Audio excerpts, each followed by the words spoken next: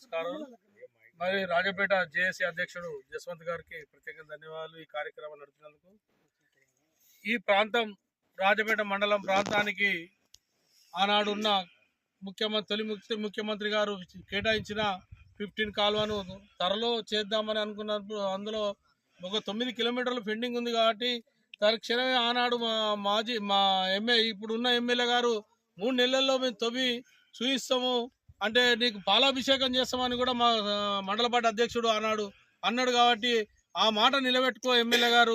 లేదంటే ఈ జేఏసీ అవసరమైతే మేము చెలో అసెంబ్లీకి కూడా వెళ్ళడానికి సిద్ధం ఉన్నాం రాజపేట మండలం నుంచి వెళ్ళి.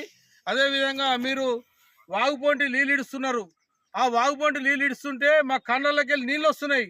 ఎందుకు మా ప్రాంతం నీళ్ళు మా రెవెన్యూలోకి వెళ్ళి నీళ్ళు పోతుంటే మాకు బాధ అనిపిస్తుంది.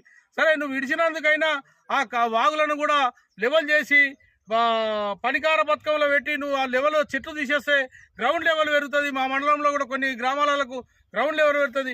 ఏదో నీళ్ళు ఇడిస్తే దొంగలు పోయినట్టు నీళ్ళు పోతున్నాయి, దొంగలు తిరిగినట్టు తిరుగుతున్నాయి నీళ్ళు.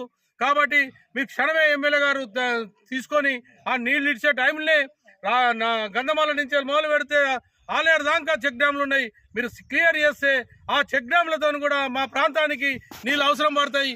అదేవిధంగా ఇంకో విధంగా ఈ కాలువలు మీరు చేయడానికి వాగ్దానం చేస్తే ఒక ఎమ్మెల్యే సరే మేమందరం ఈ జేఏసీ తరఫున కష్టపడతామా, పారలు తీసుకుంటామా, గడపారలు తీసుకొని పోయి అయినా మేము చేసుకుంటాం.